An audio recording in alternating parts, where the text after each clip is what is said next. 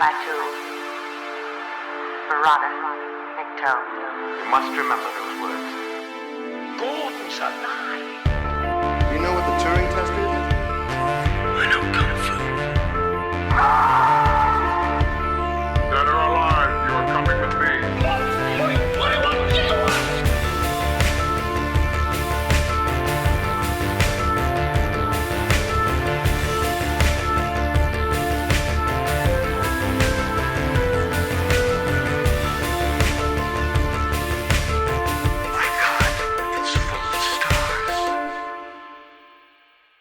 Ladies and gentlemen, welcome back to Stories Out of Time and Space. I'm your regular host, Scott Weatherly, and you can refer to me as S. But for now, and I'm also, as always, joined by Julian, who we shall just refer to as J. But we're not doing Men in Black, though. I just realised that was really going on a Men in Black route there. We are doing Blade Runner 2049, the 2017 Denis Villeneuve sequel to the original Blade Runner film. And yeah, I think it's going to be an interesting one. This was a big film. This was a big film that allegedly flopped, but still gets talked about quite a bit. Well, I mean, it's all like, you know, what constitutes a flop or not. I mean, yes, this was seen as a big flop. I was looking; its budget was somewhere between 150 and 185 million. Mm-hmm. Its box office was 267.5. Right. So, you know, what is that? A multiplier of like 1.5. You really want 3. Yeah. But, you know, let's consider, like, you know, Man of Steel's multiplier isn't that much better, and they did a whole universe based on it. And if you want to hear before we even get started on talking about this, if you want to hear our ideas for how you would expand this as a much wider universe, go check out our Patreon, www.patreon.com/20cgmedia. The links are down below, because we have done the shorts, the prequel shorts that were done for this. 2022 Blackout, 2036 Nexus Dawn, and 2048 Nowhere to Run. We've done those as exclusive Patreon content, and we actually talk about how we would have expanded those, and 2049 would have probably come a lot down the line, but some of the stories that we would tell in the wider universe. So if you like what Julian and I do on this, and especially when we go off and actually save Hollywood and create brand new stories and stuff, go check out our Patreon, because it's a fantastic episode. Anyway, sorry, back to the main feed. Sorry, cheap pop there. So No, yeah, absolutely. When you're not performing your duties, do they keep you in a little box? Cells. What's it like to hold the hands of someone you love? Interlinked. Yeah, I mean, yeah. Yeah. I don't know. With this thing, it was considered a flop. They actually declared it a flop. And as you said, sort of like this, what is a flop? One of the things that I thought was interesting, I went back and I had a look at some reviews, because I will get into how I feel about this film, but I was curious to think, well, how was this film reviewed at the time? It did relatively well. It was very heavily critically, received. It's on 8 through the roof. Oh yeah, yeah.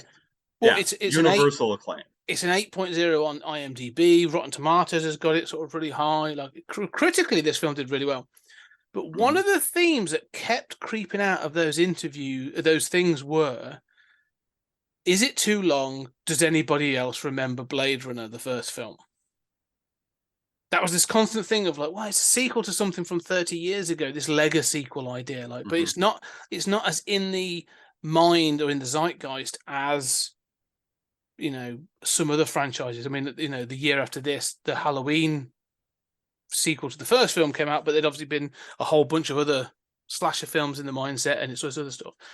There seemed to be this real concern, even in these critical reviews, that we don't think this is going to play, although it's very, very good, because people don't remember or have not, as a generation that has not seen Blade Runner.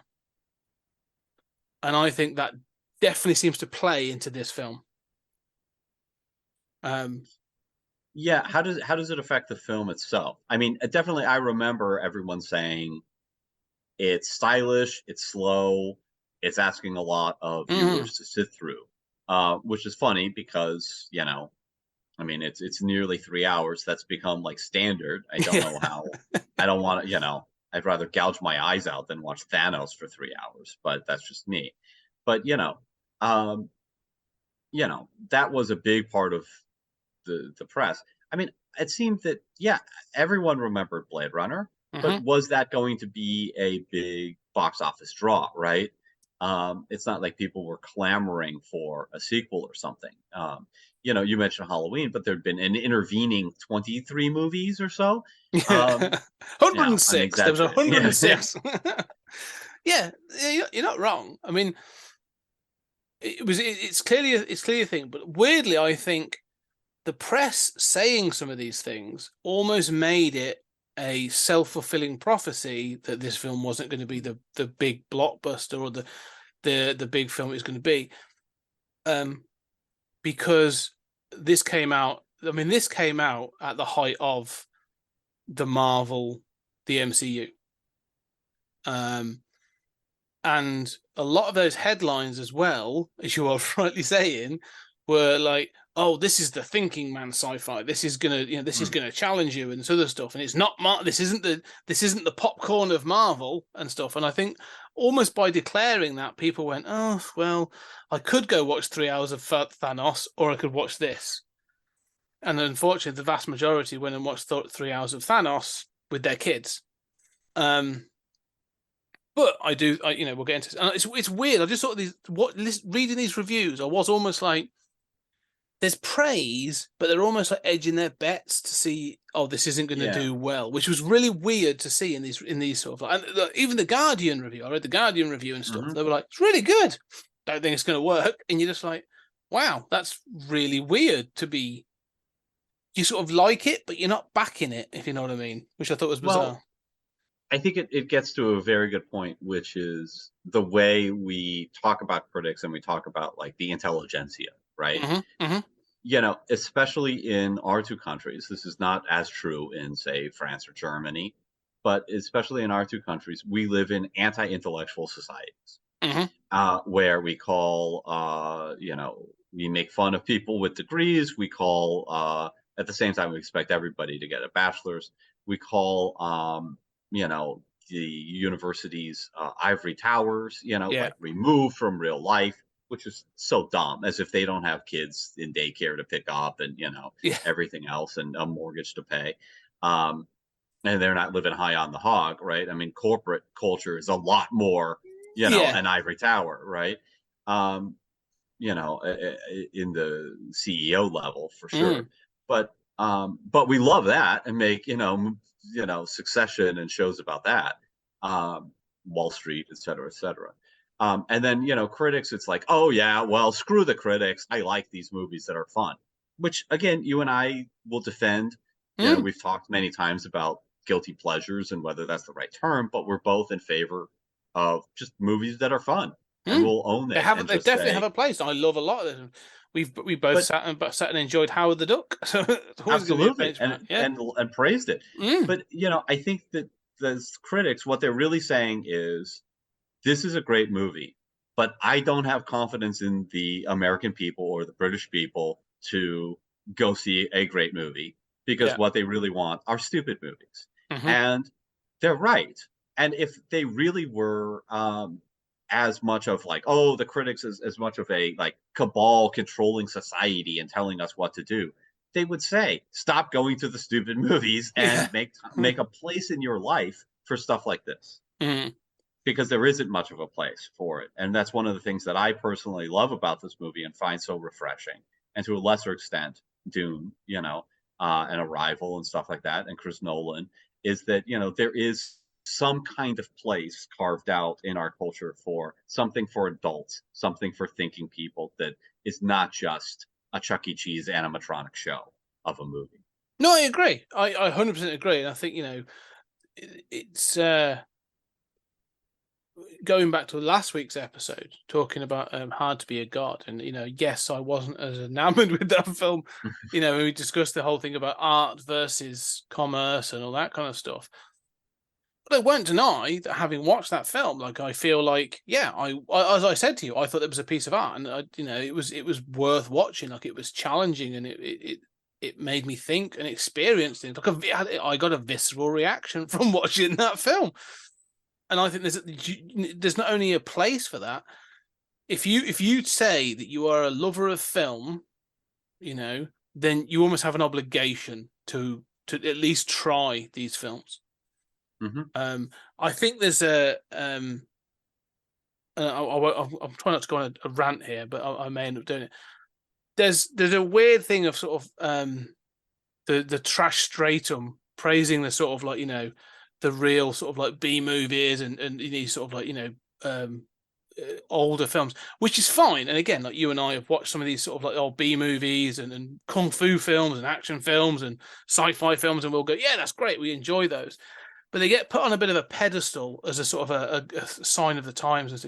Quentin Tarantino does this, and it drives me mad. I think he's one of the most overrated directors ever. But and I find that he does this, and he'll be like, "Oh yeah, this is this," and it's real sort of like Grindhouse is amazing and stuff. And you go, "Yeah, it's fun, but it's not."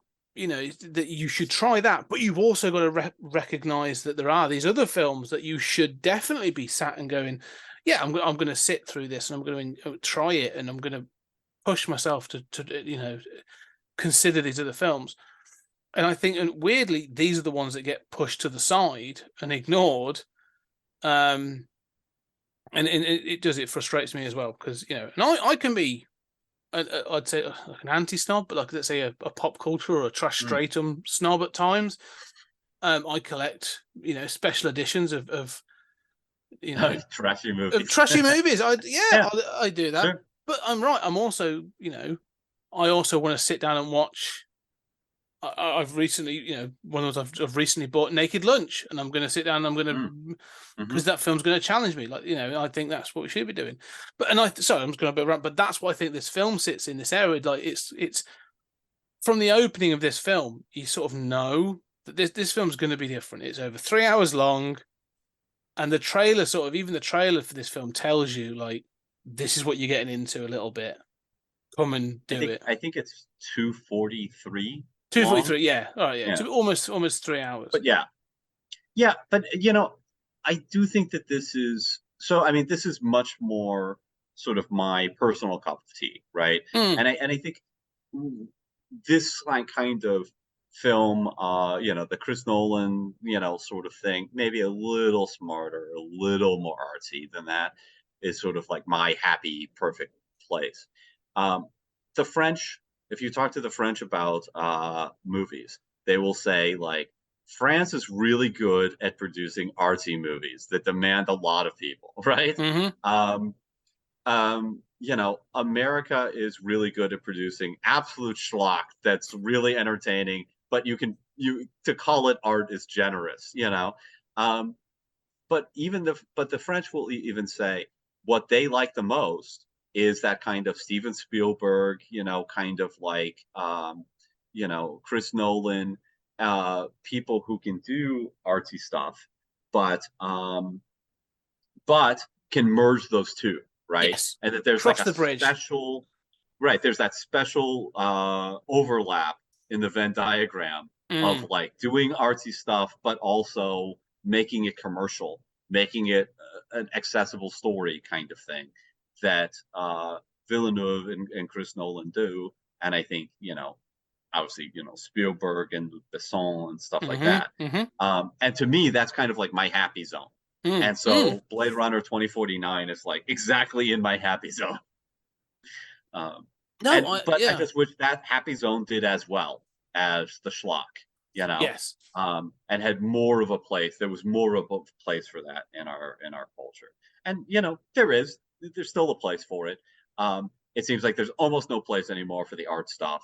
It does, not only does it not do as well, but it doesn't even get mentioned. The art house theaters closed, and there isn't like the cultural bomb that a major art house release used to be, where it would win all the Oscars and you had to pay attention to it. Now it's like we're going to give the Oscar to a Marvel thing or to everything everywhere all at once or whatever to make people happy. Yeah. Anyway. No, I agree, and I think we've talked about this again, like off the back of last week's film. It's like we've said about what films could do, what modern films could do, and should be trying new different things and stuff, not just gimmicks like 3D or whatever, but actually sort of like trying to do new things with storytelling.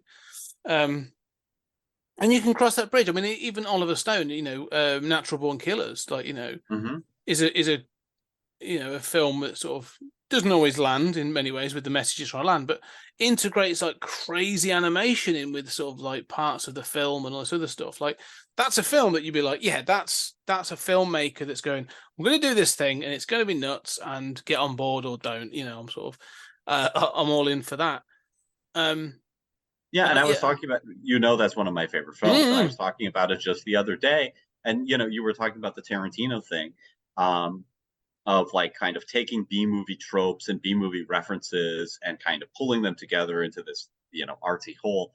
And you were sort of complaining that Tarantino treats them as if they're more than they are, right? Sort of imagines that they're great artistic masterpieces, and I like Tarantino more than you do. I do think that he's a masterful director, but I know what you mean.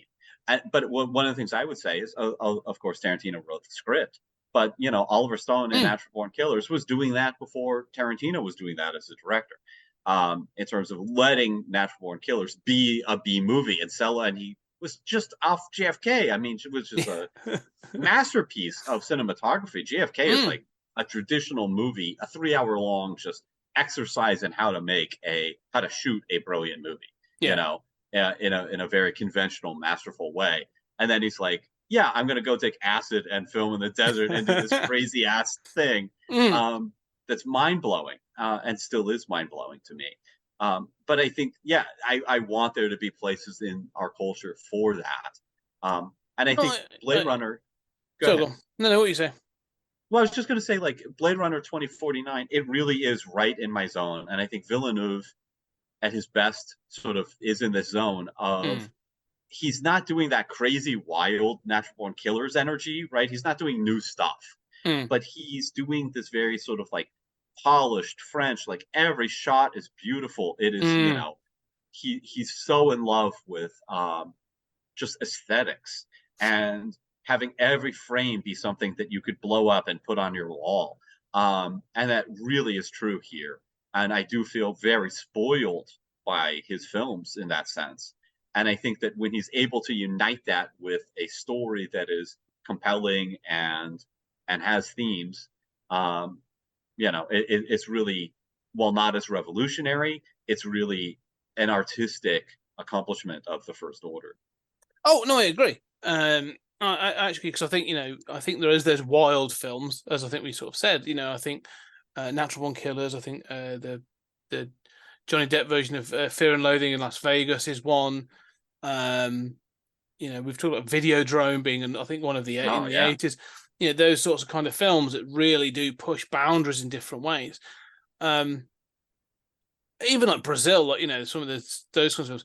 But you're right. But this film sort of fits in that category to me of advancing sort of film by creating something that's just seriously beautiful to look at. It's sumptuous, it's incredible, but doing it with modern technology, like really taking advantage of modern technology, computer technology, to create something that's visually stunning in the purest sense, but not being overly, knowing when to be busy and when to be not busy, if you know what I mean, when to sort of take away that busyness and be sort of isolated, and create some of those real differences between, as you said, like Los Angeles and anywhere else.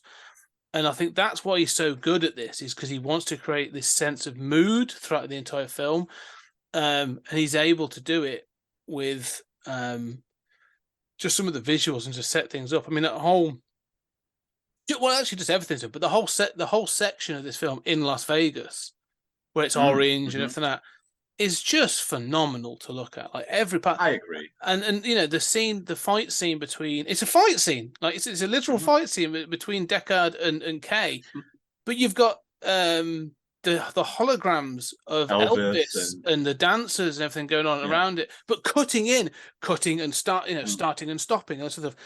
I love that scene. I love that scene so much. and I'd forgotten about that. And I was like, oh, this is so good. And then it ends when they're like, when Deckar's just like, I really like this song.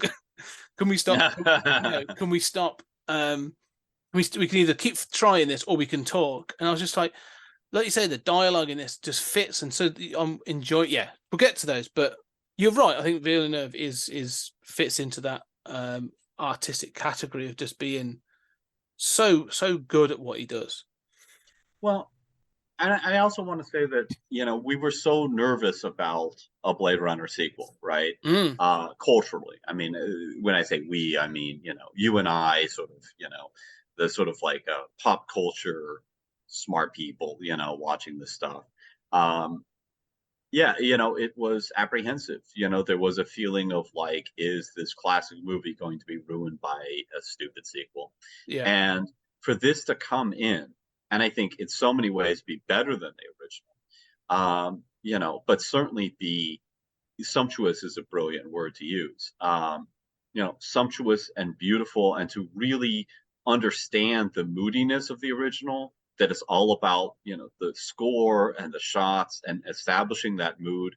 It feels so in line with the original, way more than anyone could expect, and yet goes off to places like Las Vegas and then succeeds at doing that. Like, you would never think that's going to be good, right? Like the next Blade Runner sequel, like, don't worry, Harrison Ford is back, and now you're going to see the ruins of Las Vegas. You're going to be, oh my God, this sounds horrible, right? There's so many cheap, gimmicky shots that you could imagine in Vegas, and Escape from Las Vegas, kind of. Yes, right. Like, how do you avoid that stuff? And this not only avoids it, but succeeds, so that that's one of both of our favorite sequences.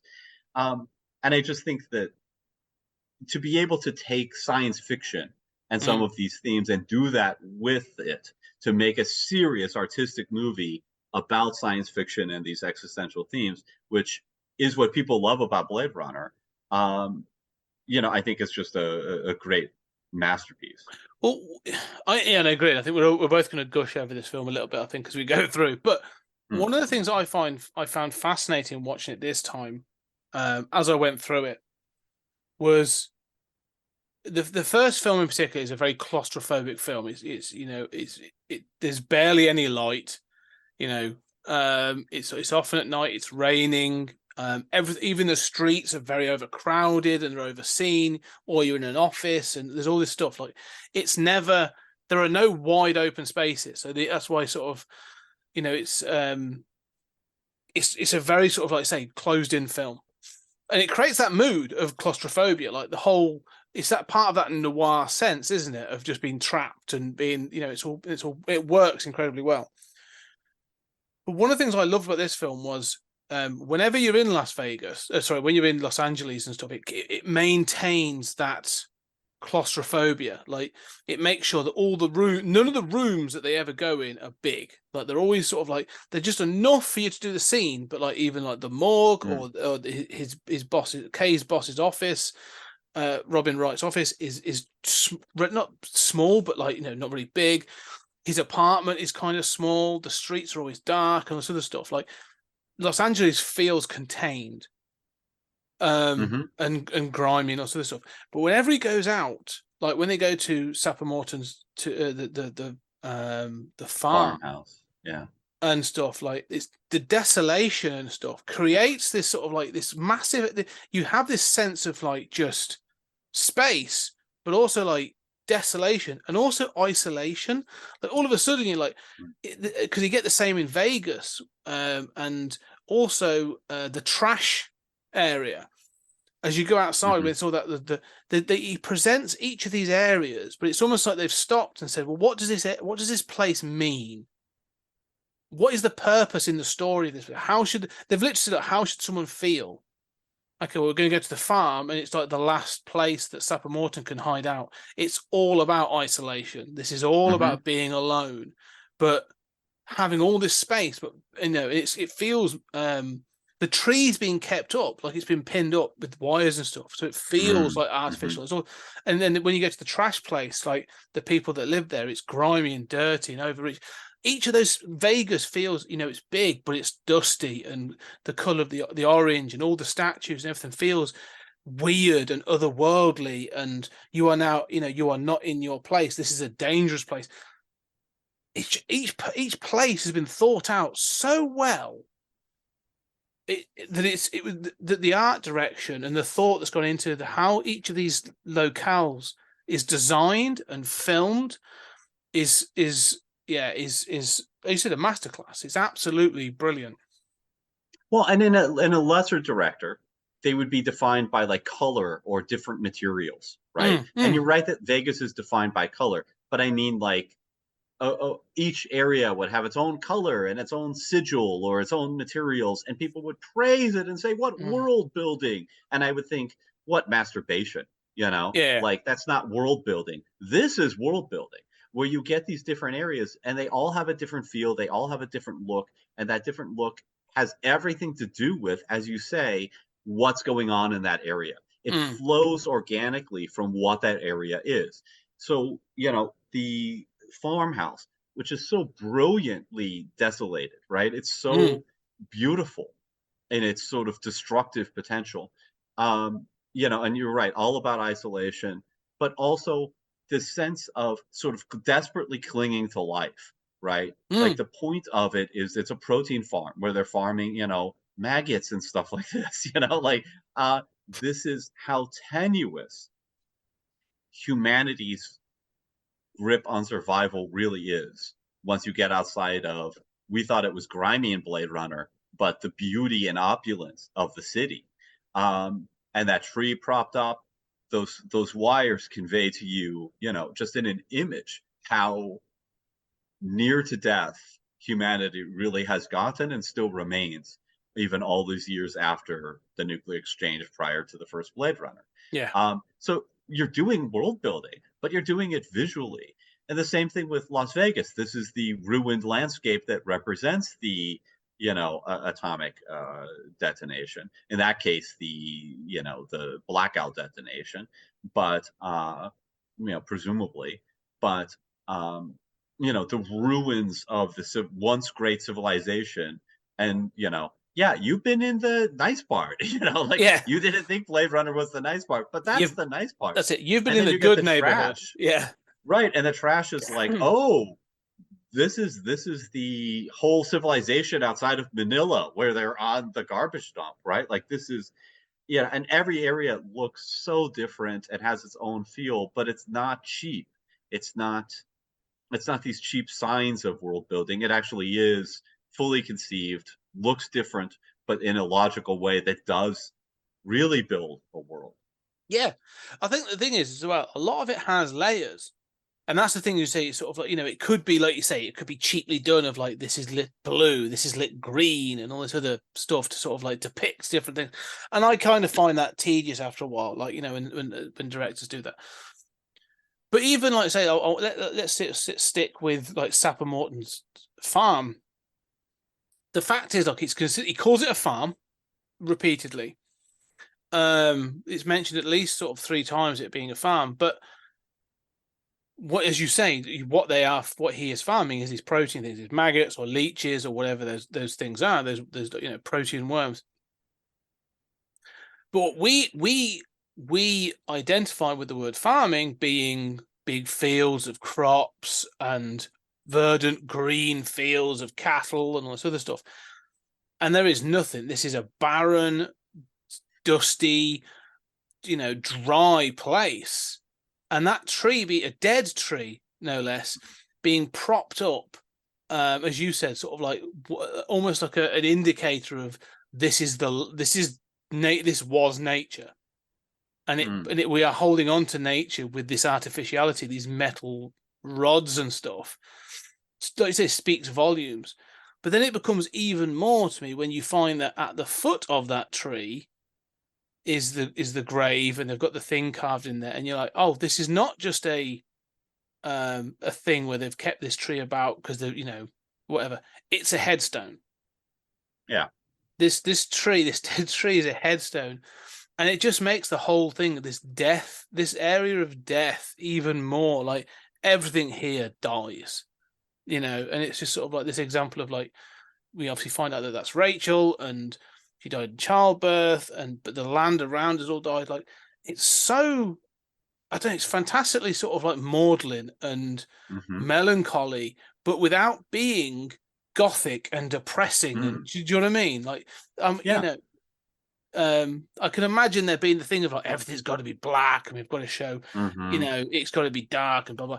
But they've got no, It's Tim Burton movie. pretty much, yeah. Yeah. And it's almost the opposite. Where they're like, wait, no, it's just clinical and it's barren and all sort of stuff. I just think it's a really good idea. The more you learn, the more you see, the more information is there for you to take from each of these scenes. Well, I've realized as I've gotten older that I am very aesthetically driven. Mm. I have to be surrounded by beauty to feel sane. And when I am, I live in Hawaii and I can go to the beach and I can see the ocean, but I also live in Waikiki and I love skyscrapers. I love, the silliness of it. And, these sheets of glass reaching up to the heavens, constructed by men. And I think this is, maybe this is silly, but this is majestic and beautiful. And it speaks to my spirit in a different way. And I think that this movie is so aesthetic. I love photos of like ruins and ruined landscapes, and obviously the Romantic period loved that too. But there is a beauty to desolation, and that farm, especially with the incongruity of the spanner landing on it, and looking so slick and clean and technological and beautiful next to this dead tree, this house, and this bleak landscape with the dust blowing through. That incongruity is arresting. The landscape itself is stunningly beautiful, but in that desolate way. And then in Vegas, you have that aesthetics of the ruined, epitomized by those ruined statues. Yeah. Oh my God, how brilliant is that? And again, I just have to highlight though, because if I can imagine, there was a point where they were like, we're going to be this is going to be in Vegas because it's a big part of like the overall world building plot. And someone's gone, oh, so you're going to be on the Strip? Are we going to see this? Are we going to no? Because we're not in our world. We're in the world of Blade Runner. Like, there is. I was so glad they didn't fall into that trap of having sort of like his Caesar's Palace or the Bellagio all trashed. You know what I mean? Like, I'm so glad they didn't do that. You get it that there's an opulence. I mean, Elvis clearly existed in this world, but there's an opulence to Vegas because of these statues. But that's it. There's a hint of it, but no more. And I think that's more than enough for for you to get the point. Yeah, and the word opulence is great there. The sense of, what I love about Vegas and is a strain in America and somewhat in Waikiki too, is the sense of like, why not just build it, right? Like, just build these giant statues. Why we're gonna have our own Eiffel Tower? There's unbelievable fountains. Is it wasteful and stupid to do this in the middle of a desert? Absolutely. But so what? It's cool. Like, let's just do it. There's something very American to that spirit. And those statues convey that opulence, that sort of like grandeur, that almost stupid grandeur. But here, of course, they've been destroyed. We're in the ruins of it. So yeah, I there's a separate aesthetic to that. But again, it's got a point. It's got a message. It's not just for this world, but aesthetically and thematically. Yeah, and I think that's sort of one of the things I would say is it's not throwaway. Again, in a lesser director's hands, they'd be like, oh yeah, we've got these couple of scenes, and so we're going to make those stand out as being I'm going to do those in what's it called, IMAX. They're going to be they're the shots that are going to be in IMAX, and you go, okay, cool. But with Villeneuve, with this, it feels like that thought to aesthetic runs throughout.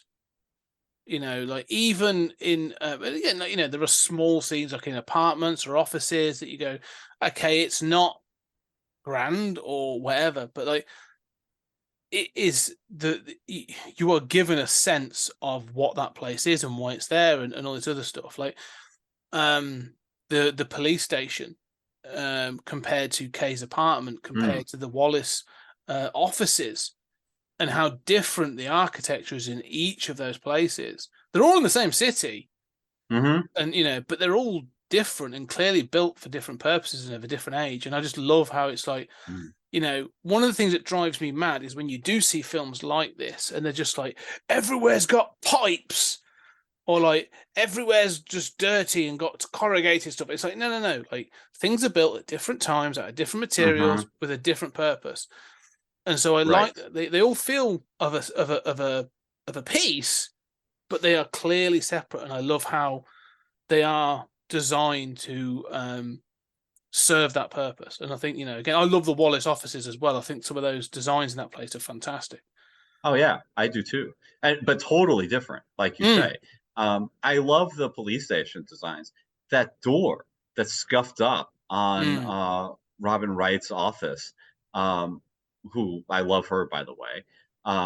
But that door, it's just a door, right? But it's scuffed up, and you see him leaving, and I'm like, I'm blown. Like, I love this movie. I'm blown away by like the shot of the door. Like, the door is such a fascinating design. But and you see that it's used, it's tarnished, right? It has this utilitarian quality that fits with everything in that police station. And I love what you're saying, because the biggest offender of this is not just every movie where everything looks the same, right? It's like, oh yeah, the city was built in 3 years by the same person, one architectural firm did every single building here. What a contract to win. Right, no kidding, right? Yeah. And then after they were done, all future building was prohibited. Yeah. But the biggest offender of this is sci-fi, like Star Wars, where like every planet has its own single function, where it's like, oh, this is the garbage planet, this is the Art Deco planet. It's just like, what are you welcome to about? Tatooine, the desert planet. Well, if it's a desert planet, why is anybody living on it? It's ridiculous. Yeah, this feels like say, like a world that has like you say, different architects over years. This is a collection of buildings that's come together for different purposes. And it feels like this is the thing that sort of always they say about Star Wars, in the original Star Wars, it's lived in. It's science fiction that's lived in. And you go, yeah, things are dirty. Right. That's what they mean. That's what they mean. This is lived. This is, and I feel like the same a little bit more with the original Blade Runner, but more so with this. This is lived in. Everything's different. It's, like you say, my house that I'm living in right now, I could go over two streets, and there's houses that were built 15, 20 years after this. They're very different. They're still a house. And there's a brand new estate just over the next village. They were built last year. They're incredibly different to this. Like and so I hate in sci-fi films when you could have that and they go, this has been around. We've been like this for thousands. I come to that when they have like thousands of years and they have some sort of great thing, and you go, really, your architecture and technology hasn't changed in thousands of years. Yeah, drives me mad. But this feels that. So that's. So I love that point, and especially about the term "lived in," right? And you're right. Usually, that's just a synonym for dirty, right? Yeah. It's not clean. It doesn't look like it just came off the set production line. Okay, but this, you're right. I mean, this even like the rooftop where he talks with Joy, it's this functional rooftop. You feel like it is the roof of an apartment building. It feels very different than police headquarters and other things. And that apartment building's great. Even looking out the window, seeing all this other light, you just want to pause it and look at everything. Also, yeah, it feels so layered as well. That's the thing, that when they're in Los Angeles, like they've really layered it up. Like it's no longer just these amazing, very impressive commercial pieces. They're there, the big banners or the big screens, and there's other bit holograms and stuff. But like, yeah, you could easily sort of pause this on a certain shot and be like, right, what's going on in the background? Oh wow, they've got like a vendor over there doing this. Like, there's stuff to look at, and I feel like they did that with the first one. There was that there, and this has really grown that aesthetic of. For example, the scene that I had forgotten about. because it doesn't need to have this, but they're throwing these things in, is where Kay going for something to eat, and he's approached by, or he is sent. So the woman, we'll get into the plot of it, but 3 prostitutes are sent over to speak to him. And then he's like, no, you know what I am, blah, blah, blah, blah, blah. And then they leave, and you go back to the brothel. It passes through the brothel where they are. And there's basically like sex rooms, but there's like, you can hear the sex, but also like the rooms are like frosted perspex. And so like you can see the bodies up against that. And I'm just like, yeah, wow, that's gone in the background. But like, they're not making a big deal of it. It's not like, it's not like in some films where they do a club scene and they'll linger on these things. It's just there. That's just how this place works. And, it's next to a restaurant where people are sat out eating noodles. As it should be. Yeah. I mean, you and I had the conversation before about sort of the role of censorship and pornography and violence and stuff. I mean, you're right. And this is details. And the other thing that's interesting is that, like, you and I love Verhoeven and love, RoboCop and Total Recall and Starship Troopers. But there's a crudeness.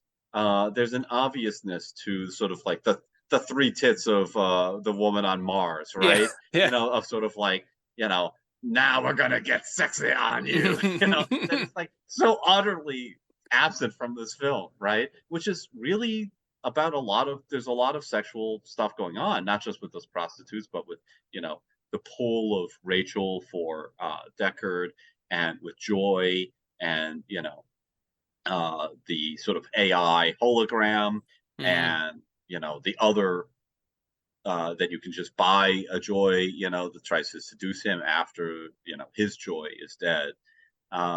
There's a lot going on here, but it never goes into that kind of obvious territory. Well, it always sort of stops just before, doesn't it? And because it lingers, and I think, I really want to talk about the relationships between Kay and Joy in particular. Well, could I just say globally, one thing that I am really troubled by, there are several things that okay, so we've done a lot of praise. We will do way more praise, okay? But let me introduce 2 things that trouble me about this film. And I do think it's a masterpiece. I do think it's a titanic accomplishment, especially to do a sequel to Blade Runner that expands its universe in ways that feel perfectly in line with the look and feel of the original. I think it's a staggering accomplishment. However, I have never 1.1 as I've never understood this crawl at the beginning with the blackout and this replicant revolt, and how now they're back with a different model, but it's no longer Tyrell. I'm fine with it being the Wallace Corporation. Like, it's been 30 years. Corporations get under, and Tyrell died in the first one as well. So right, and but I mean, there was Succession. There's I mean, and like obviously Wayland Yutani in the Alien franchise seems to go on and on. Yeah, but I mean, so I'm fine with it being the Wallace Corporation, but I don't know why we need to have gone through like a replicant holocaust, and then a data holocaust, and then I'm glad that stuff has happened in this intervening 30 years, but I find that's an awful lot of work, to a lot of stuff to have happened to basically arrive at exactly the point we were at the end of the first Blade Runner, plus a few years with a new model. That's point 1. Yeah. I don't know if you have any thoughts about that. Do you want to address both points one at a time, or do you want to address them both? Well, why don't you just address this first one? Because it's very different. I agree with exactly what you're saying. And we sort of, again, if you want to know more about our thoughts on the shorts, go check out the Patreon and how that sort of fills in. But I agree. I think it feels a bit. They've said it's 30 years. They've done this to be sort of like distance in real time. And the first one, in the Blade Runner world takes place in 2019. So this is 2049, 30 years. And you're like, cool, all right, it's about right, so they're going to do this thing. But again, they're acknowledging that, well, history takes place, things happen. there are wars, there are things that are going on and this other stuff. But the thing that's interesting is, well, no, the thing that's not, sorry, let's say interesting. The disappointing thing is, whilst the first film deals with the notion of replicants escaping their role to look for expanded life and to sort of to live, I mean, that's the purpose of Roy Batty and his crew.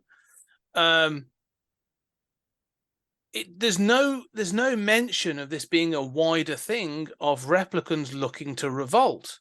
There's no sort of like mention. No point does Press say to Sebastian or one of the others go, "We're just the start of a revolution," or there's we brothers shall rise up and whatever. Like there's no. You don't know who we're really tied into, right? Exactly. Like yeah. There's no sort of like lingering thing of they're part of a bigger picture, or they a replicant underground railroad allow them to escape or something like that. Like there's no hint of that. So it's a small story, which is one of the reasons we love the first film. It's sort of like it is a contained film, and the death of Roy Batty sort of brings it to a close for that group of replicants. But this sort of interceding year stuff, yeah, it feels like we've got to fill it with history. We might as well fill it with something big. And you go, cool. Does it have any impact on the story? Not really. You go, all right, well, do we need that then? Not really. So why did you do it? Well, the only real impact it has is the loss of the records, right, of the old Tyrell Corporation. But you could get there. It could just be old corporate takeover. Corporate takeovers, stuff were lost, stuff it's deep in archives. We can't. It's this. Yeah, it doesn't need to be this big world moving along kind of thing. And you're right about like a replicant revolution not being part of the original Blade Runner. Inconceivable in the original Blade Runner. In fact, that's part of why the original Blade Runner works, is because it's rare that anyone rebels. And here they're killing people, but they're not killing people in the first Blade Runner like as a political act. No. They feel those politics, and that lets them justify it, but they're not killing, But the only reason they kill Tyrell is because they want to have their lives extended and he can't do it. That's not a political murder of like someone in power who's let us. No, it's a petulance. It's a lashing out. But one of the things they say that one of the points is that they were looking for extended life. They can live, what is it, 6 years, something like that. So something like that. Yeah, so they have a very, very limited lifespan. So a revolt is pretty pointless, because they'd revolt and you go, all right, well, we'll stop making them for now, and in 5 years they'll all be gone anyway. Right. That's right. Yeah. I mean, so I would say like part of the like this sequel also stars a Blade Runner, right? Which I guess makes sense because it's also like even more than the first one, a film noir, right? In a lot of ways, there's a mystery that he's trying to solve, like a detective, right? That's really follows through the whole film. It's all about one mystery. It's a very complex plot, really, when you go through every twist and turn. There are a lot of little clues and stuff that lead to the next scene, et cetera, et cetera. So I think part of the issue is that they want a sequel that looks and feels like the original Blade Runner, but is different enough that it's not just somebody who you don't know is a replicant. We're just going to say, okay, he's a replicant from the beginning. But in terms of but they don't want to do something like, say, Los Angeles is now expanding into the wasteland and is trying to reclaim that, and we're going to go into that area. That would alter kind of the world in a way from that first one of, and it seems to me that would be more interesting than, well, we got knocked back, but then we climbed back to the status quo of the first movie, and we're basically there again, right? Just in time for the next little story. Well, the thing is, as well, there's, we know that preceding the first film, there was a nuclear holocaust. There was some sort of war. There was something going on that sort of like, because that's why people are leaving to go off world, and there's other things going on. Battleships off the shoulder of Orion or whatever. None of the environments that we come to in this film require the history that is explained to exist. we learn, we learn through the Mhm. plot that Las Vegas is one of the, when they talk about the dirty bomb, they do the radiation Mhm. matching for the little wooden horse thing, and he saw there's only one place that could have this level of Mhm. radiation, this level of dirt and it turns out to be Las Vegas. But that doesn't mean there's no reason that they have to have had this blackout with Mhm. the with the nuclear weapon with the blackout, which is obviously covered in the short. None of that's needed. It's just could have just been exactly the same without it. Well, except you're right. Except the only way that it's needed is, besides the records, is that it gets replicants banned, Mm. which then they subsequently get reinstated by the Wallace Corporation. So again, I think it's kind of like an excuse for why the basic level of technology 30 years later is the same, especially when it comes to replicants, right? That it's like, well, humanity got knocked back. We stopped making replicants as a result. Then Wallace came along and he's been, making it, and now he's going to introduce another generation, right? And I think that's basically, it's like Yeah. 30 years have passed, but yeah, we're basically, a few years technologically after. But again, right? It sounds like we didn't know the breadth of Tyrell, the Tyrell Corporation in the first film. Mhm. They make replicants, Mhm. right? That's it. But you do not know what else they're making, or how many subcontractors they had, or how it all worked, right? Because you didn't really explore that. Doesn't need to, but I know we sort of touched on the wider world when we talked about the first film. Sod the bloody blackout and the nuclear thing. The death of Tyrell shook the Tyrell Corporation. It resulted in an economic collapse of the Tyrell organization. They were such a monopoly that it took out all their subcontractors, and the world suffered, a thing. And it was actually Wallace that was able to bring things back. Mm-hmm. Solved it, and it actually ties into the first film. And you're right. And Blade Runner's, replicants fell out of fashion after, building one apparently gets your CEO killed. And, one went on a very public rampage. The collapse of the Tyrell organization. He'd had it as a dictatorship within. It turns out that it was a bit of a shaky deal financially without him at the top. Stocks collapsed, and also he had kept proprietary information about how to build replicants, and so it took 30 years or whatever for Wallace to break the technology again. Mm-hmm. Yeah, and actually, I really like that because then it makes that first film mean something. It feels like a slice of life, right? It feels like a small thing. It's a small thing that winds up having big implications, right? Exactly. And that death of Tyrell then really matters, right? Yeah. Ripples through history.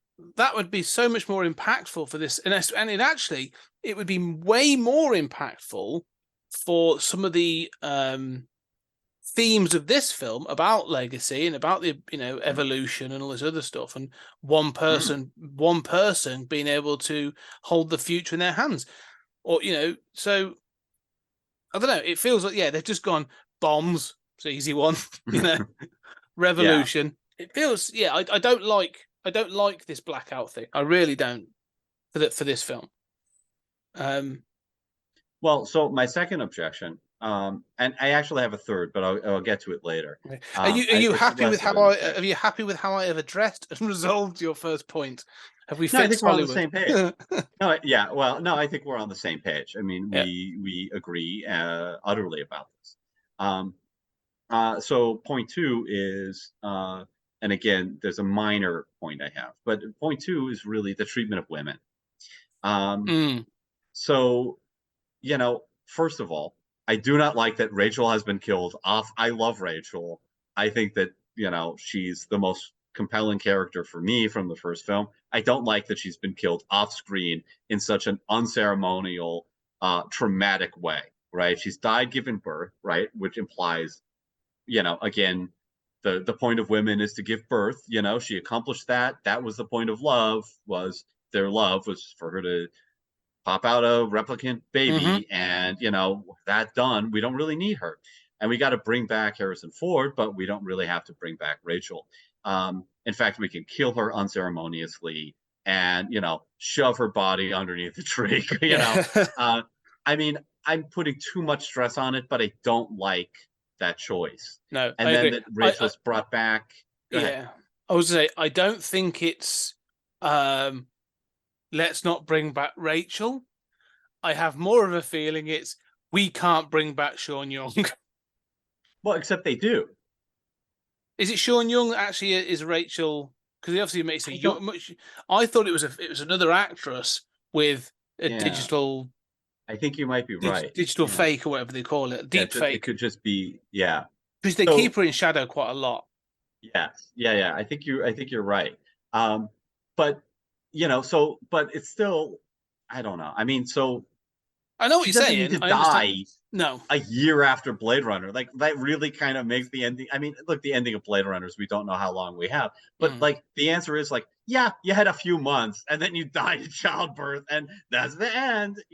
It's like, and I guess he 29 years later is still pining for that one great love that died a few months later. None of that really works for me. No, well, one of the things we always said about that we both agreed on that first film is the relationship between Deckard and Rachel doesn't work, or it doesn't feel like it feels rapey and and slightly aggressive, and so them running off at the end is fine, but never feels like this great love being free kind of moment. And so this does feel a little bit of like, oh, okay. Yeah, and again, it's not like that can't happen. It's not that Rachel can't die in childbirth. It's not that you can't make these decisions. It's just, I don't buy that he's still mourning her 29 years later. I mean, I don't know. But it does feel like, kill your women, right? Obviously I love Robin Wright. I love her as an actress. I've seen her in a lot of stuff and I really enjoy her every time. But I love the character of Joy, but Joy is brutally murdered, and to the film's credit, you feel that death, right? Even though she's an AI. I really love that character, and I really feel that death, and everyone I know who's seen this film does, and that causes them to have compassion for artificial intelligence and for, replicants by proxy. That's really great. But again, she is an object that is designed sexually, is very much a sexual object in the advertisement that is sold and transferred and controlled and disposed of. Ultimately, there's even a scene with like the new replicant. The first time you see one of these, replicants falling nude, when you first meet Wallace, it's always creepy when you have men dressed formally in suits next to a naked woman, and for him to caress her and then stab her in the stomach and tell her she's useless feels a little misogynistic. And there's just a little too much of this for me. No, you're right. I would actually say, and for all you describe it, I'd say the film is it's a misogynistic film, kind of wrapped up in trying to present not feminist, but because again, the child that was born of Rachel for a long time is at least Kay believes to be a son, and also obviously believes it to be himself, and we'll get into that. But yeah, the women are there to be creators, or to be, if they're not a creator, they're there to be angry. That's it. So you've either got like you said, they're either a sexual thing and that's their purpose, or they're angry and bitter. In the case of Robin Wright as his captain, and what's her name, Sylvia Hoeks as Love, who's just sort of like I'd say she's one of the weak links in this film, a sort of just stroppy replicant. And so, even as you say about creation, even when it's revealed that it was a girl and who the daughter of Deckard and Rachel is, well, it's about creation. It's about creation again. Like she doesn't. She's trapped inside a bubble, and it's literally her only purpose is to sort of create these memories and that for replicants. Like, that's her purpose. It's about creation and so. So yeah, no, it is. It's kind of sort of misogynistic, this film, and I'm kind of disappointed that we've now gone down this route, because I'm like, oh shit, is that why I just, it's kind of in that way. But it manages character well, I think, and that's where sort of it works. Where I say that, like, Sylvia Hoek's love is probably the weak thing, because I think she feels a little bit flat. She's a little two-dimensional. But I love Robin Wright in this. I think she's great, and I do think she's quite a rounded character in this sort of how she's human but has this replicant Blade Runner working for her, and she sort of forgets at times that he's a replicant, and but also is really like is kind to him, but also really mean to him, right? Yeah. He's like the house Negro or something, like I know that's not a popular term. No, but no, I mean, but she sort of catches herself, doesn't she? She'll be kind to him, and then she'll catch herself and be like, oh no, you're one of them. Well, she makes a point of saying a joke about how he doesn't have a soul, I mean, and I thought, oh wow, this is, she says, do your orders, that a boy, like it's pretty dark, but then gives him a break, gives him extra time and stuff. Just to confirm, you were right that archival footage of Sean Young was used to help digitally recreate her, along with another actress, Lauren Petta. So you're right about that. But and I think you're right that this film wants to be more feminist than it is. That both Robin Wright as the head of the police department, effectively, and the head of the revolution that we see is Freysia, another woman. So this wants to be a more feminist or empowered movie than it really is. But and I think obviously, again, the whole replicant thing is the whole point of it is, whether you see it as racial or not, it's about empowering the other, right? The minority. And so at its heart, Blade Runner, is a, empowering franchise. But just like the first one has these issues, this one has a sort of very French aesthetic, sort of love of that female body. And you see it in a lot of French science fiction, where it's the paleo whores in, in Incal, and Meta Barons has, its own problems. I mean, there is a sort of very Frenchy sort of, but women are sexy, and they look good in high heels. What's wrong with with the camera lingering a little bit? It's the weird thing of, I always find bizarre is even every time they'll damp down the sexiness, even in the superhero films, for example, yet they'll still give them high heel boots. And you're like, oh, that doesn't seem very practical at all. One of the things I want to say about, we've said about the potential misogyny of this film, but actually what I do want to highlight, I'm going to counter that. Let's say I'm going to counter that, that there is this idea of the character of Joy. And again, I actually really like Ana de Armas. I think she's a fantastic actress, and I think she's on a real run at the moment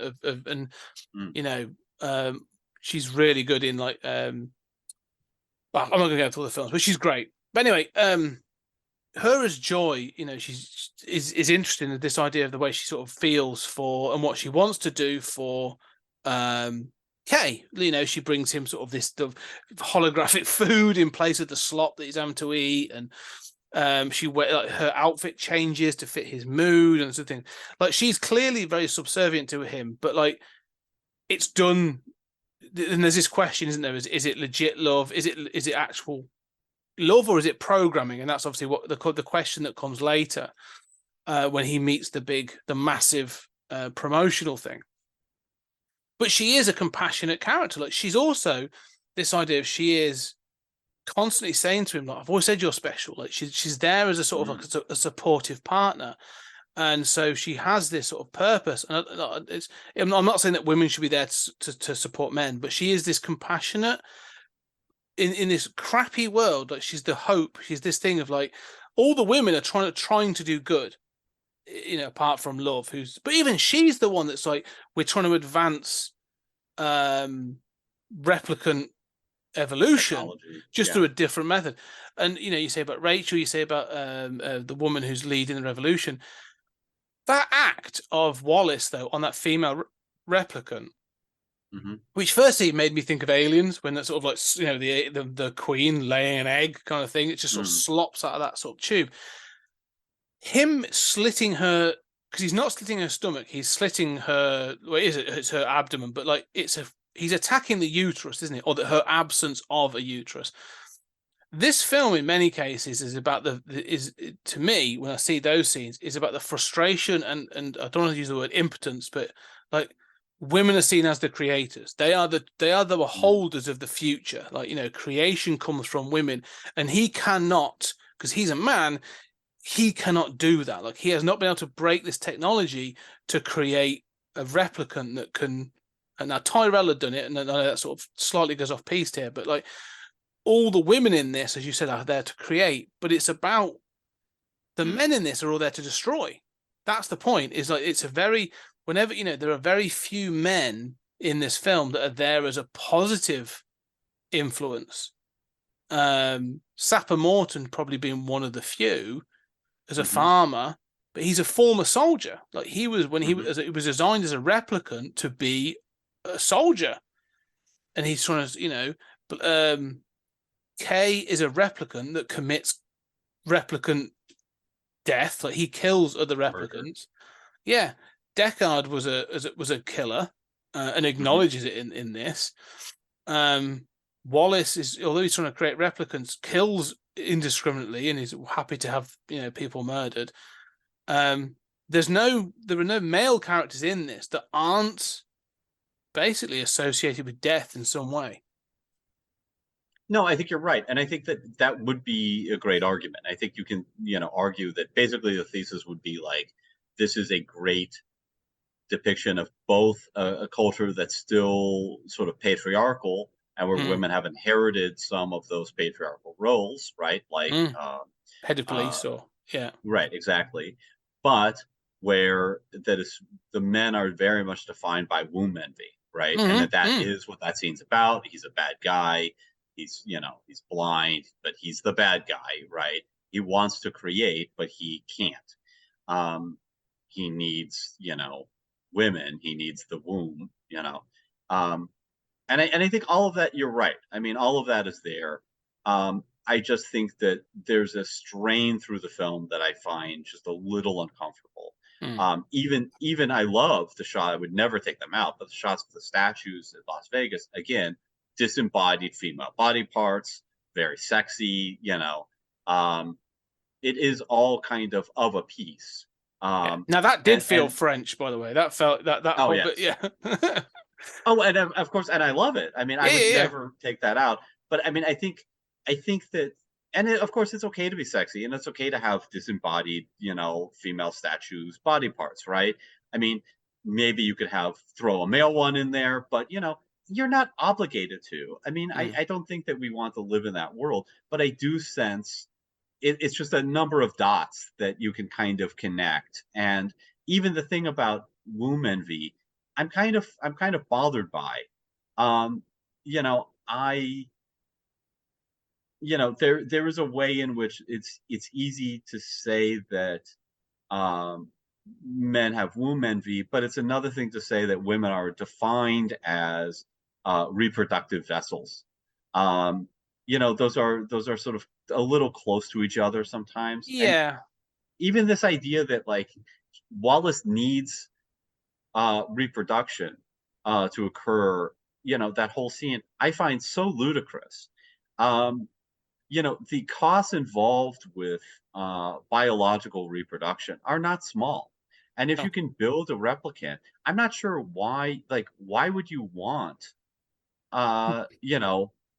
female replicants who can reproduce? I'm not sure that would be less expensive than building new models. More than that, though, it's ridiculous, because firstly, it'd be like, he wants it, we've got to build more. So instead of him just his reasoning is, in order to rebuild the world, we need a labor workforce. That's his whole point, is no great advancement has come without us relying on a slave workforce. That's what he's trying to create.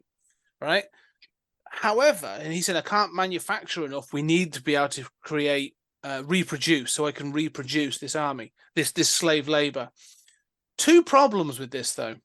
Firstly, you've got to graze that slave army, so you're not going to have a decent slave labor for 20 years anyway. And it seems to me like you can produce a fully grown person.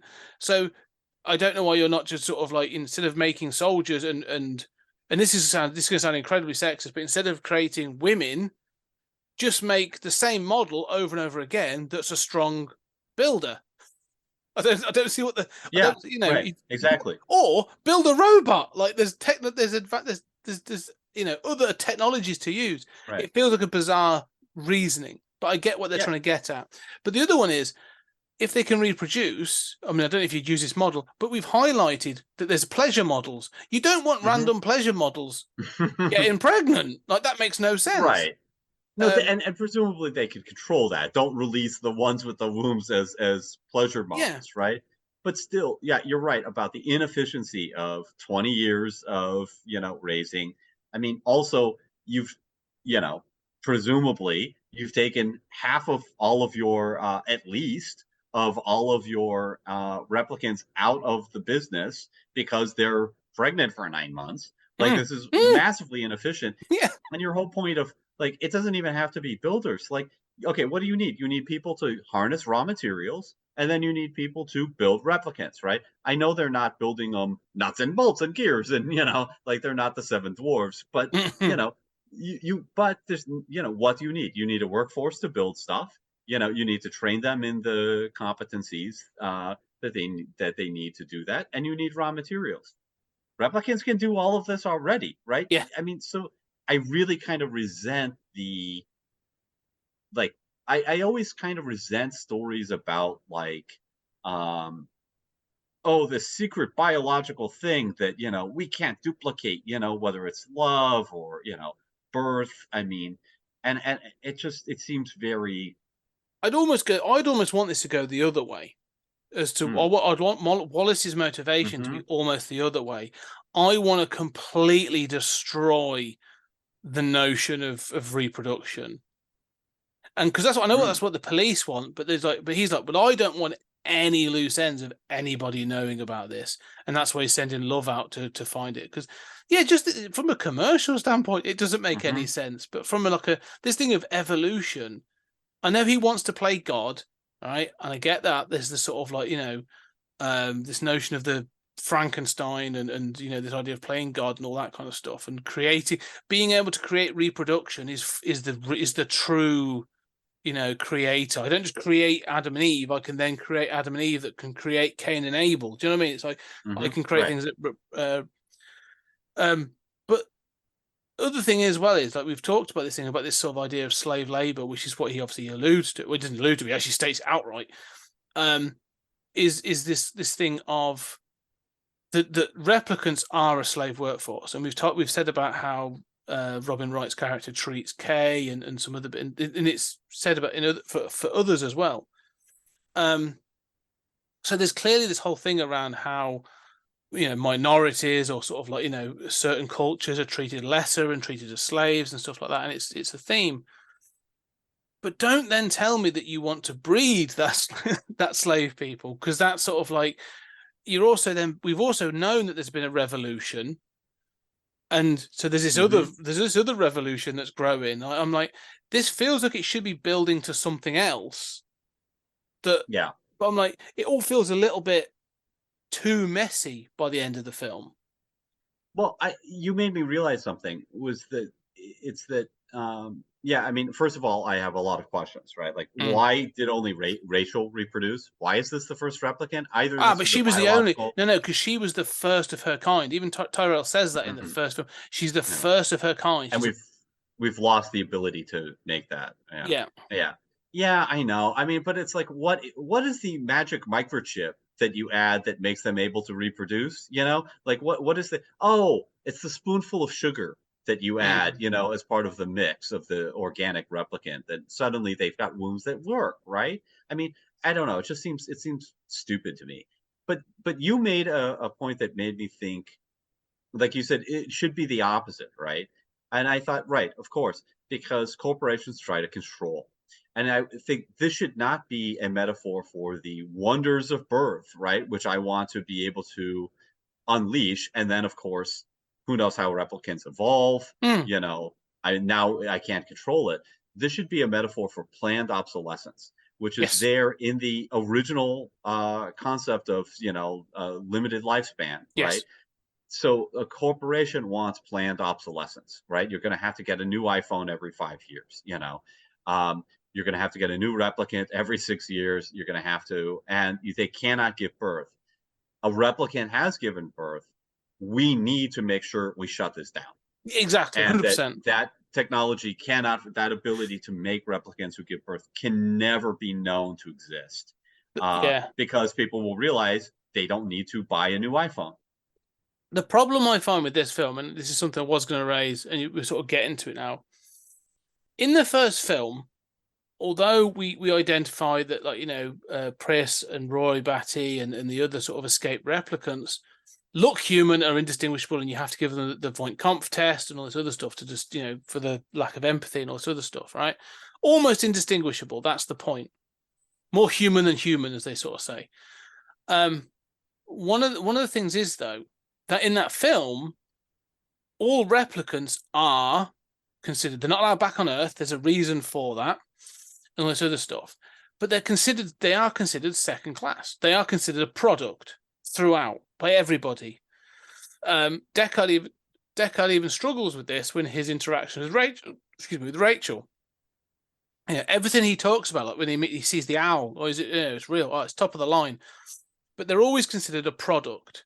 And even Tyrell, when he talks to Roy Batty and stuff at the end, he talks about having made them, but he talks about it like as if a technician has created things. Like, this idea of creation isn't godlike; it's more technical than that. That's sort of how it's sort of shown.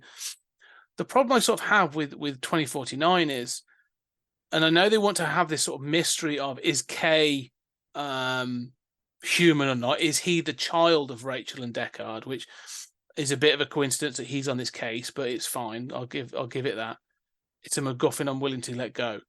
But my other problem is, replicants in this 2049 world are too close to humans in the way that they are treated. There's no ghettoization. There's no sort of like Kay, we're going to set you are a Blade Runner, and we know you have to do as you're told, but you then just go off and live in your apartment with your along android with the humans, right? with It's other clearly not an humans. all replicant ghetto Exactly. apartment or something. That's what I'm saying. Yeah, no, you're right. You then got with your digital girlfriend, and you then talk about going away together and all this other stuff. Like, the one thing that bothers me is, like, why it should be he lives in a ghetto, right? You are allowed out of this ghetto to work, and then when you are not working, you have to go back to this ghetto, and there are curfews because that's how this replicant thing works. You are permitted to work in this city because you live under these rules. And it kind of bothers me that he's just sort of freewheeling around the city or even around the country. Yeah, no, you're right about it, and I hadn't thought about that, but you're right. And that's my biggest problem with this film, is like they want to sort of have this thing of like, oh, they're so close to human, and like, yeah, but they shouldn't be, without wanting to sound, you and I have when we did Red Dwarf, we said that thing of like, with Crichton, they never let you forget, he's part of the crew, and they'll say like he's part of the, boys from the dwarf kind of thing, but like they keep coming back to this notion of him being a droid. That's a big part of the jokes, whether he's going to be replaced or he's lost, he's getting old and he's losing parts and so on and he's so still forth. subservient to them. And he's still subservient. Like, it's never, that's always a part of the makeup of that. And it should be in this world, that replicants, because all of a sudden you've just got good looking actors running around going, that one's a replicant. Are you sure? I'm not really sure, but I'm going to chase them down. And it's just sort of like, you should feel for Kay being a subjugated in the same way. You should parallel him with Sapper Morton in the start of the film. Like, there should be that thing of like, I'm just doing my job kind of thing. Like I just do this because I'm told to. Like I just feel there's an element there that's missing that should feel like he's reluctantly doing all this stuff because it's what his role is. Mm-hmm. And then when he decides, or when he thinks he may be the child, this half human, half replicant child, then actually, can I break out of my mold? Just like Joy is given this ability to roam, as he got that thing, but it never feels like that because he's never really subjugated. He might as well be human for all, Mm-hmm. He's got an extended life. He can do all this other stuff. He has to eat. It just, I don't know. Yeah, well, I think that, the idea is that just like in the first Blade Runner, that really there's not a lot that separates replicants from humans. That's true. That's part of the point of the film. But on the other hand, you're right.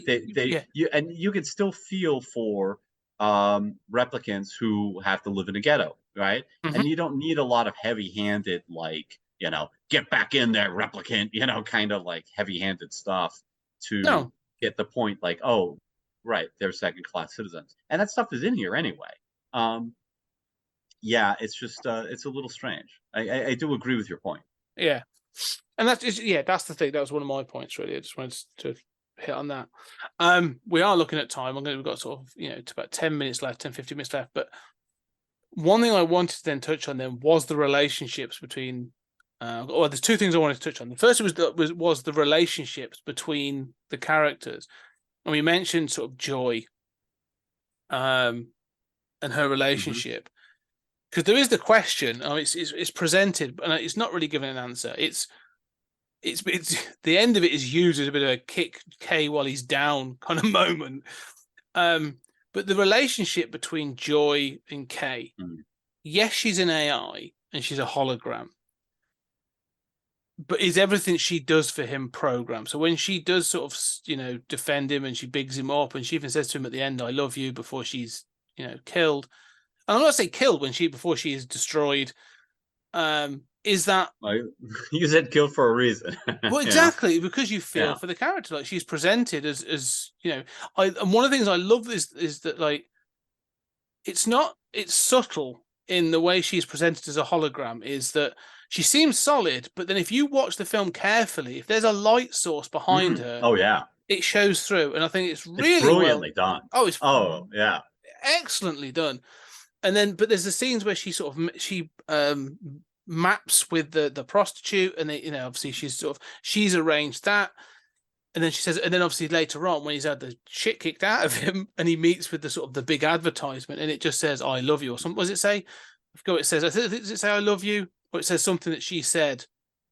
It matches her dialogue, and there's that moment of him going like, "It's just a program," like, or was she legit?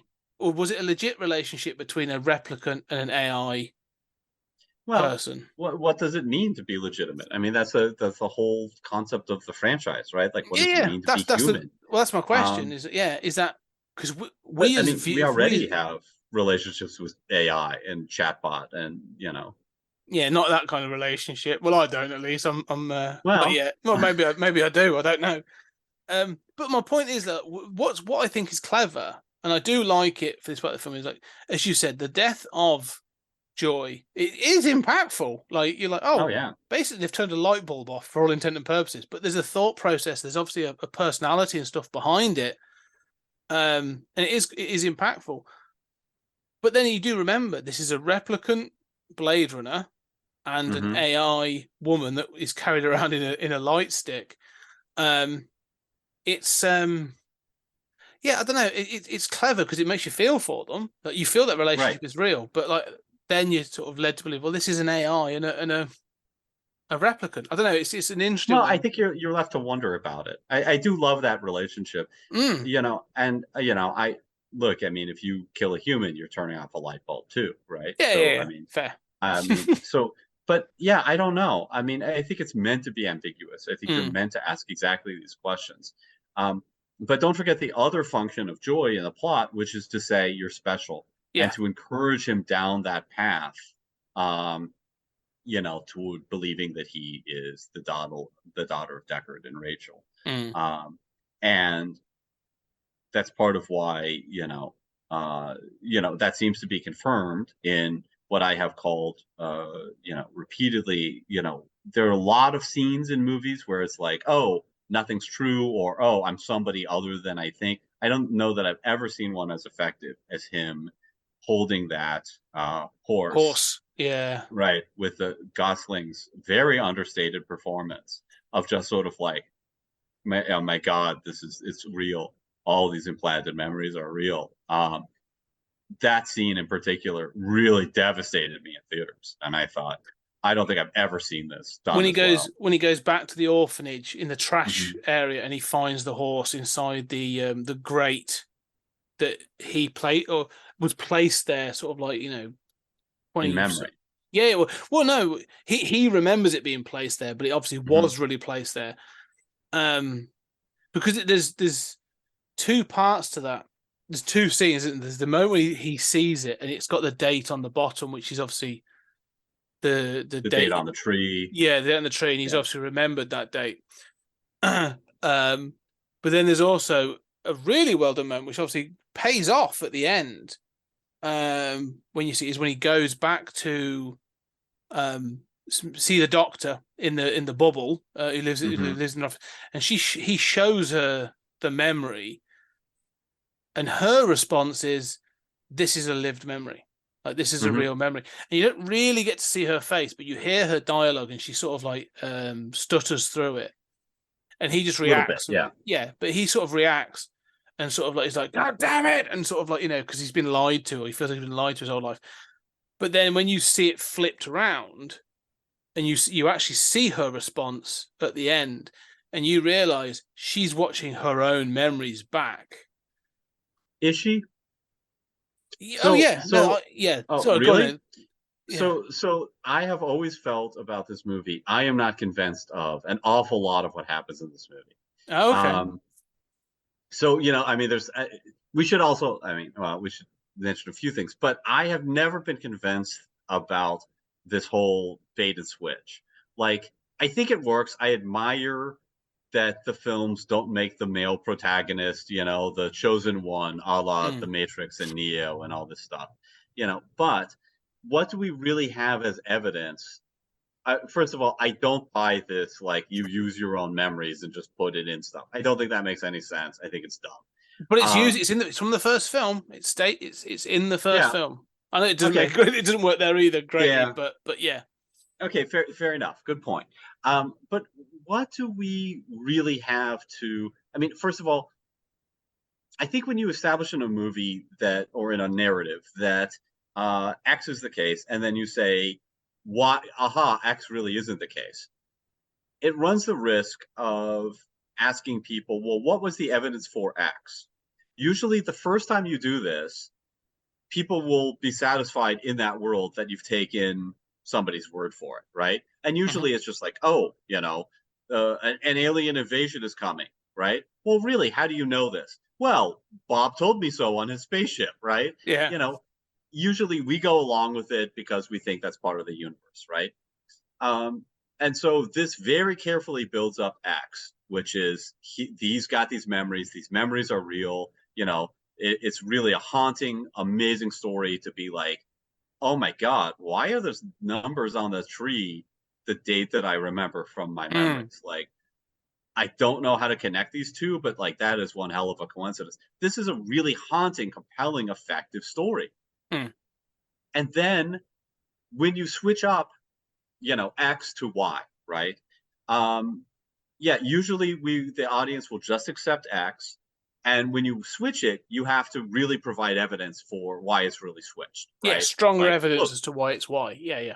Right. So here, all the evidence for X is really strong, and all the evidence for Y is really scant. It is ultimately two things. It is the leader of this revolutionary party that goes, no, it was a girl. I delivered her myself. I swear to you, golly gee, right? That's not really a lot of evidence, especially compared to what we've seen in X in the first one. And then, as you say, it seems as if it's her memory. There's one other bit of evidence. There is one other Okay. piece of evidence, which is it is stated by somebody else. In fact, it's stated by Kay during his investigation, when he looks at these things, he says that there was a boy and a girl entered the orphanage at the same time, and the boy disappears or went off into this thing, but the girl also they disappeared into the system, but the girl had a genetic disorder, and it was anticipated that she wouldn't live long. So there's also presented this, so that you are actually presented with two alternatives, a boy and a girl, and you're sort of led to believe and told that Kay was the boy at this orphanage, because he goes, and the pages have been ripped out of the book when he goes to see the thing, so he can't establish it. And you believe that obviously it was either not Dick, it was someone like Sapper Morton or somebody else that's done that. Someone's come there to remove those pages, and the girl is the doctor who creates the memories. That's what you sort of. So there are two set up, but the whole thing rests on that one memory of that child that hides the horse and has the crap kicked out of them. But the thing is, Kay isn't that boy either. Right. Well, that's what he was supposed to. Well, he was created later. He was built later on when they had these memories implanted by the doctor. So Kay's only probably like 2 or 3 years old, and then has these other memories. But again, supposedly, right? So like, okay, you're right. That's a good point. I forgot this thing about the genetic, thing. But part of that, the point of that sequence is also that supposedly, and it's kind of confusing, like only one of them really lived, and the other is a fake record that has been put in. Why did you put in a fake record for? To hide her. So you invented a twin that died, but they could still find the record of the girl. You haven't hidden her at all by saying she had. You know what I'm saying? This makes no sense to me. Oh no, I know what you're saying. It's confused. It's a bit like it's not a great plan, because I'm not entirely sure why Deckard couldn't see her from birth either. Like his plan was to leave, and you're like, well, I don't get that. Like, why could she not go with you? Yeah. But like, it's they're trying to hide her from. But what I think is interesting is because it's not entirely clear who she's hidden from until the end. All right, and this is how maybe this is to me. So the way I take it is, they knew, because Sapper Morton knew where she was. Right, he's the one that obviously delivered her, and he's obviously been like. So I feel like he's been some sort of guardian angel, which is what sort of alluded to in his Nowhere to Run in the short. Like, it shows how he looks after people. He's looking after that girl. In that, he gives her a book.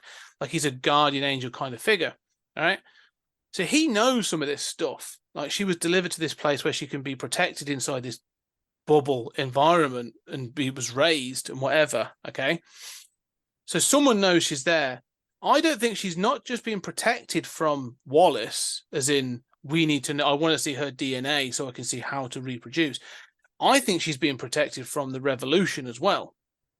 Like, they're like, no, we just don't want her involved at all, because neither side is right. We don't want to kick off. I don't want her to become like the Messiah for some replicant revolution, and we don't want her to be cut up and dissected by Wallace. Like, she just needs to live, and that feels like the point of this thing, of like, the confusion is almost there to sort of cause, because the revolution can't find her either. Well, and the revolution says that leader explicitly says that she will lead the revolution, right? Like, she's the Messiah figure. Exactly. Which is very silly. Yeah. And that's what they're trying to build to. Right. But I think the whole point is, like, the plan was from Deckard and Rachel and whoever was the original, because like you said, the plan was them to leave, was to have her hidden so she could just live a life. But she had this genetic disorder, which has led her to be in that bubble. So she couldn't even lead the revolution if she wanted, to be perfectly honest. So let me present a couple alternate theories. One is Kay absolutely is the child. He's being lied to by the leader of the revolution. Yeah. And the doctor is a replicant. And they did falsify the records. And in order to confuse them, they, invented this genetic disorder thing, which would then be a sign, oh, look, that's the real one. So that's as likely as what the conventional interpretation that you're supposed to believe in the movie, that she's actually. The second thing is, what if it was actually twins and that wasn't done to hide, and they both are, and Deckard is going inside to say hello to his child in that moving last image of like reaching out to the other. But unbeknownst to him, his son is dying on the steps outside unattended. I find all three of these just equally plausible. Yeah. Personally. No, and I get what you're saying. Like, you could, and they all do work. And there is evidence, I suppose, you could easily plot and build that from each of them, which would be kind of cool, actually.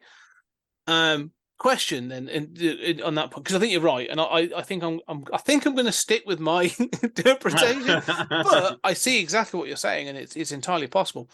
But so Kay dying at the end.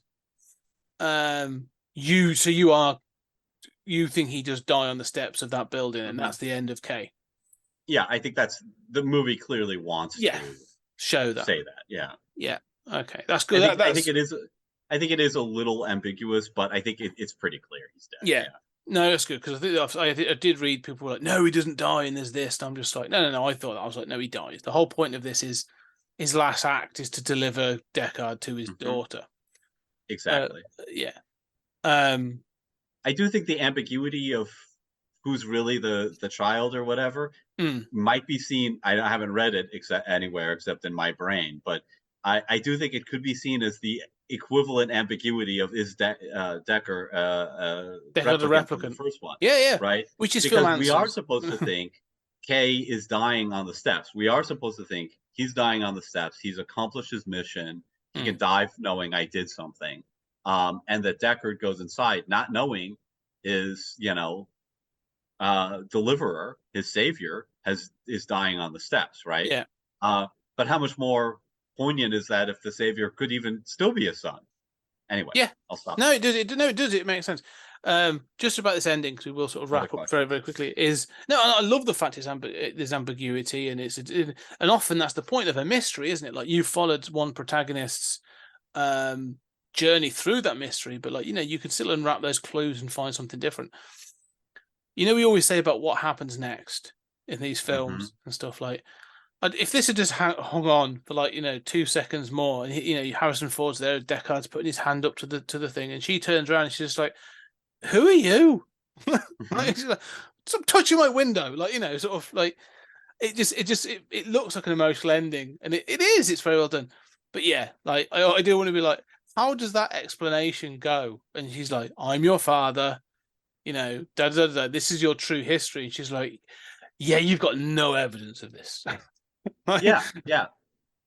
Well, I always wonder that about the hidden identity, even in Greek plays. I'm like, it's like Odysseus's scar in the Odyssey, right? That's the identifier. Yeah, I could easily see people being like, I'm not convinced, and I'm definitely not giving you your inheritance based on a scar. Okay. Yeah. Well, and the other thing is, I wonder if it cuts there because she's going to say, yeah, actually, I don't know how to tell you this. I was the replicant, but yeah, definitely. Are you my father? What's your proof of this? What does she know? Does she really know her anything about her mother? What does she Has she know? looked into the records? Is it what research has she done to try and find things out? Yeah, I think it would be interesting to see beyond it. But yeah, I don't know. It's just there's there are flaws in this film and that sort of thing. I understand it. But anyway, and it brings to the end. Final thoughts then on Blade Runner 2049. I mean, I still think it's a brilliant accomplishment. I still think it's a masterpiece. I don't know when we've had a sequel that's been, this is one of the rare sequels that I think is better than the original, but that was an impossible hill to climb, right? We've gotten so many sequels of old stuff that isn't. I do want to say a couple quick things. I think Ryan Gosling, I've never been impressed by him. I'm blown away by him in this movie. This is this. I don't know how his career is ever gonna, accomplish something that's just his performance is so good in this. And finally, apparently, it's that Alcon Entertainment whose logo you see at the front that owns the rights. So Warner Brothers licenses it, but apparently Alcon Entertainment is the one that has the Do Androids Dream Electric Sheep rights. Okay. So Alcon, I guess it's a Alcon. little complex. Yeah, Yeah. Alcon. Reach out to us. Give us a call. We have ideas. Go listen to our Patreon. It'll only cost you £5 a month. I'm sure you can afford it. Throw us some of that Blade Runner money our way. Yeah, that's interesting. I agree, though. I have to say, I really enjoy this film. I think it's sort of, I love the fact it's not scared to linger, on certain scenes, to enjoy not just the sort of the landscapes and the scenery, but like it allows emotions to settle in certain scenes and to be awkward. It's not just to punch through things as quickly as possible. So when you do get like moments of violence and stuff, or like moments of action, like you've had these quiet moments, so they become quite, there's a shockingness to them, or they come out of nowhere. And so I enjoy that. I think it's just really well made. I think that it's beautiful film. This is one of those films. This is one of the films that like 4K big TVs was made for. But also, I said the performances. Even Harrison Ford isn't just given his sort of like mumbling kind of thing. Like, compare this to his performance in, I would say in Star Wars, Indiana Jones 4. Yeah, compare this to Crystal Skull or Force Awakens. Like, he clearly has more time for doing this role and seems to give Deckard something more. But again, like Ryan Gosling, I think is really good. I've seen him in a couple of things that I kind of like him in, but he's not. He's a pretty boy. He's a former Disney Mouseketeer, isn't he, and stuff. So, but I think he's good in this. I think Anna de Armas is really good. Robin Wright stands out. I think it's a really, really well acted film, and I just love the sort of some of the weirdness in this film as well. And the fact that they are willing to go quite dark at times and stuff. Like, they literally present the skull of Rachel at one point to Deckard. Like, I'm like, whoa. And then he shows him a new version of her. Like, they're really trying to mess with his mind. Like, it really does get to some odd and, dark places. But yeah, this is great. And I would love to see an expansion of this world. And I would love to see it expanded in, with so many ideas off world and just what happens beyond this, in this replicant world. If you want to go and listen to our full thoughts on how we would expand this world, go check out the Patreon. I'm going to keep banging on about this. We talk about the 3 shorts, but we also cover off things like the little bits like the comics and just how we'd expand this world into a full shared universe kind of thing of all sort of multimedia things. So go check that out on our Patreon. The links are down below, but www.patreon.com/20cgmedia. But yeah, there you go. More pops. I'm going to really keep pushing those pops for now. But yes, this has been really fun. I've really enjoyed this one. Yeah, me too. Some good discussion on this one, but we're almost at an end. We're almost at the end now. We're coming up to almost present day. The next episode is Brandon Cronenberg, son of David Cronenberg, Possessor from 2020. And so yeah, I haven't watched it yet. I've had it sat on my. I purchased it through Amazon a long time ago, and I've been waiting to watch it. So I've not watched it yet, but I'm really looking forward to talking about that in the next episode. Looking forward to it. Yeah, and that's it. That's the topper of season 4. We'll obviously then do a season review for the second half of the season. Can you believe we made it through a 24 episode season? Yeah. How ambitious is that? We did 90 years of cinema, sci-fi cinema in this season. We started in 1930 and we're going through to 2020. So that's pretty impressive. I think, yeah, it's a good season. I look back on this season, there's some really good stuff in there. So absolutely exciting stuff. Well, and I do hope people check out the Patreon, where we have wonderful suggestions like the 80s Blade Runner animated series that wasn't, with like poor animation, and I think it should be titled, Blade Runner, the Deckard and Rachel Adventures, and just begins with them in the car leaving. The further like, adventures of Deckard and Rachel. Yeah.